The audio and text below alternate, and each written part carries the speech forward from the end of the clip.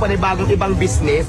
Kung mabubuhay ako at wala akong taong inaapakan, construction man yan, pangalakal man yan, kung saan ako mabubuhay, so go ako. So hindi ko naman iniisip na habang buhay ganito kadami. So pag dumating sa point na maging mahina na yung business natin, at least gumawa man tayo ng panibagong ibang business, mayroon tayong mahuhugot na pang-umpisa. So kailangan talaga, kung kumikita kayo nga hindi man sa pagbibusiness, trabaho man yan, may mga plano kayo, ang pinaka-importante number 1, mag-ipon. Kasi mas madaling kumilos pag marami tayong salapi na pwedeng paghugutan. Di ba? Gusto natin makaahon sa stage ng kahirapan sa buhay na dinaras natin. Kasi ako naman yung tao na hindi naman talaga ang kanang mayamang pamilya. So, kailangan talaga ang pag-asenso natin talaga, kung mahirap lang tayo, depende yan sa kasipagan na ipapakita nyo. So, ang kailangan talaga siguro mag-tripling kayod tayo, tripling sipag. Diba? Kasi ganun ako eh. Hindi ako maarte kahit anong trabaho pa yan.